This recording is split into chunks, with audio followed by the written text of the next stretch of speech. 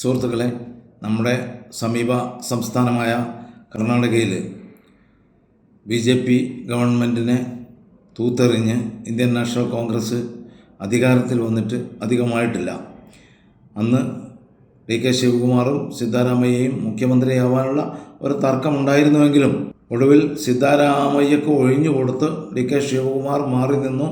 പക്ഷേ ഒരു രഹസ്യ ധാരണ ഉണ്ടായിരുന്നു എന്നാണ് ഇപ്പോൾ കേൾക്കുന്നത്. അതായത് ആദ്യ വർഷങ്ങളിൽ സിദ്ധാരാമയ്യയും പിന്നീട് അവസാന ഘട്ടങ്ങളിൽ DK ശിവകുമാറിന് മാറിക്കൊടുക്കാമെന്നൊരു ധാരണ ഉണ്ടായിരുന്നു അത്രേ. എന്നാൽ അതൊന്നും പുറത്തു വന്നിട്ടില്ല.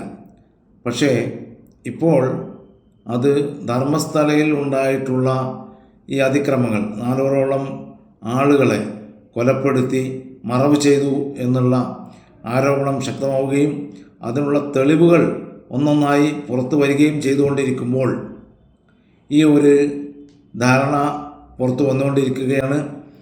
ഈ ഒരു ധാരണ പ്രകാരം DK ശിവകുമാറിന് മുഖ്യമന്ത്രി ആക്കണമെന്ന ആവശ്യവും ശക്തമായി തുടങ്ങിയിട്ടുണ്ട്.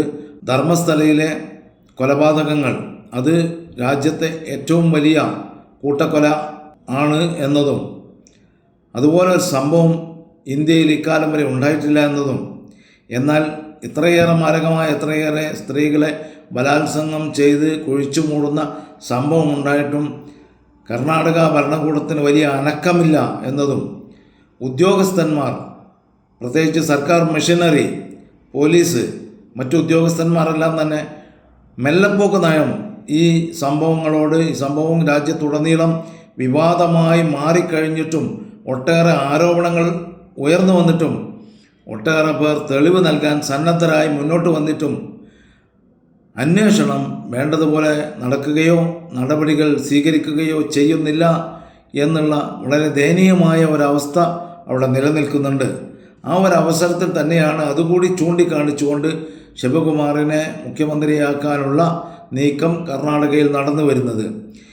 യഥാർത്ഥ പ്രശ്നം ഈ അന്വേഷണം സമഗ്രമായി നടത്തേണ്ടതിന് പകരം സ്ലോ ആയിട്ട് പോകുന്നു, അല്ലെങ്കിൽ മെല്ലപ്പോക്കുണ്ട്, ഇഴഞ്ഞു നീങ്ങുന്നു എന്നുള്ള ആരോപണങ്ങൾ ഉണ്ടായിരിക്കെ തന്നെ, സംഭവ വികാസങ്ങൾ അങ്ങനെ ആയിരിക്കെ തന്നെ മുഖ്യമന്ത്രി മാറുന്നത്, സിദ്ധാരാമയ്യ മാറി DK ശിവകുമാർ വരുന്നത് ഒരു പക്ഷേ നല്ല ഭരണം വരുമോ എന്നത് വേറൊരു വിഷയമാണ്.